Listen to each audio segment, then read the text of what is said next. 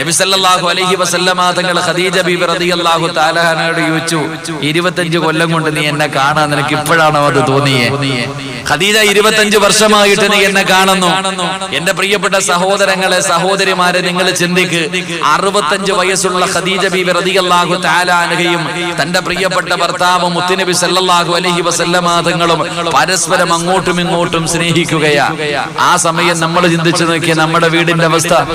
40 വയസ്സ് കഴിഞ്ഞാൽ ഭർത്താവ് ഒരു റൂമിൽ, ഭാര്യ ഒരു റൂമിൽ കിടക്കുന്ന കാലമാണ്. ഈ സദസ്സിൽ നെളിഞ്ഞിരിക്കുന്ന വാപ്പമാരോട്, ഈ സദസ്സിൽ നെളിഞ്ഞിരിക്കുന്ന എന്റെ ഉപ്പമാരോട്, വേദിയിലും പുറത്തു ഇരിക്കുന്നവരോട്, സ്വന്തം ഭാര്യയുടെ കൂടെ ഇപ്പോഴും കിടന്നുറങ്ങണ എത്ര ഭർത്താക്കന്മാരാ ഉള്ളത്? കാരണം 40 കഴിഞ്ഞു, 45 കഴിഞ്ഞു, ഇനിയിപ്പോ എന്തിപ്പ ഇല്ലേ? ഇനിയിപ്പോ എന്ത്? എങ്കിൽ അള്ളാഹുവെ അപ്പോഴാ സ്നേഹിക്കേണ്ടത്. നീ വിചാരിച്ചോ കല്യാണത്തിന്റെ 1ാമത്തെ രാത്രിയാ സ്നേഹിക്കേണ്ടതെന്ന്? ആരാ പറഞ്ഞതെന്ന്?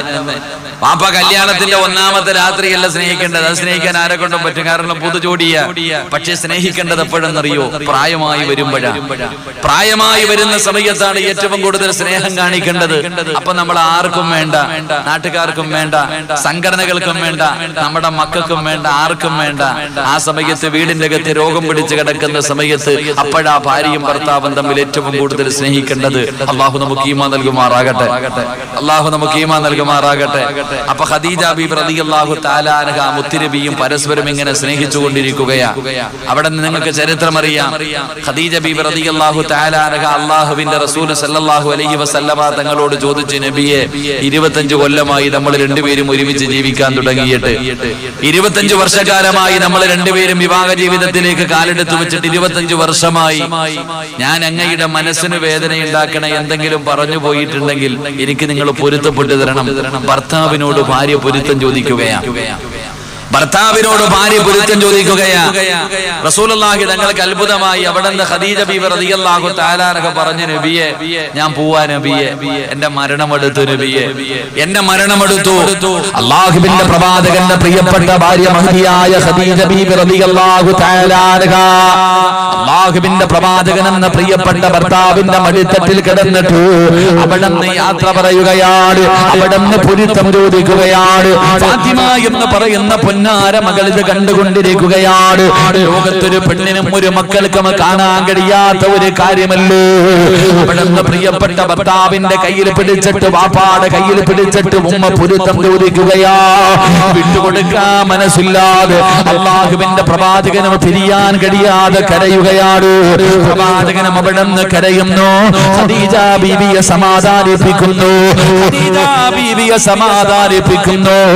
അല്ലാഹുവിന്റെ പ്രവാചകൻ അവസാനം യാത്രയെല്ലാം പറന്നു കഴിഞ്ഞപ്പോ ഖദീജ ബീവി റളിയല്ലാഹു തആല അൻഹ ഫാത്തിമ എന്ന് പറയുന്ന പൊന്നാര മകളെ അടുത്ത് വിളിക്കുകയാണ്. മോളെ ഫാത്തിമ, അമ്മാടെ പൊന്നുമോളിങ്ങ് വാ. ഫാത്തിമ ബീവി റളിയല്ലാഹു തആല അൻഹ അടുത്ത് പിടിച്ചു. എന്നിട്ട് ഫാത്തിമയുടെ കയ്യിൽ പിടിച്ചു. അല്ലാഹുവിന്റെ പ്രവാചകന്റെ കയ്യിൽ പിടിച്ചു.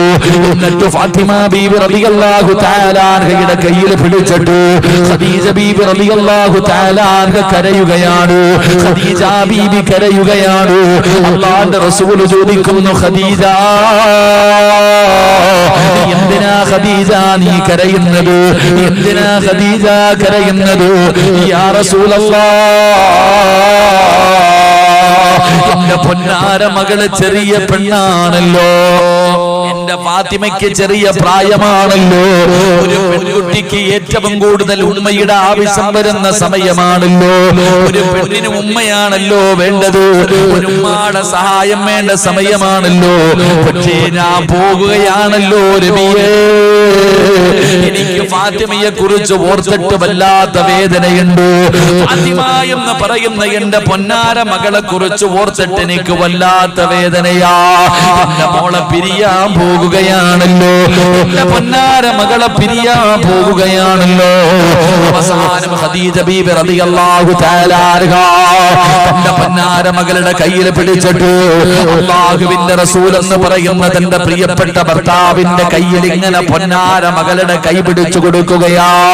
തന്റെ പ്രിയപ്പെട്ട പൊന്നുമോളെ വാപ്പാടെ കയ്യിൽ ഏൽപ്പിച്ചു. എന്നിട്ട് പറഞ്ഞു, നബിയേ, എന്റെ ഫാത്തിമാനെ ഒരിക്കലും കരയിപ്പിക്കല്ലേ.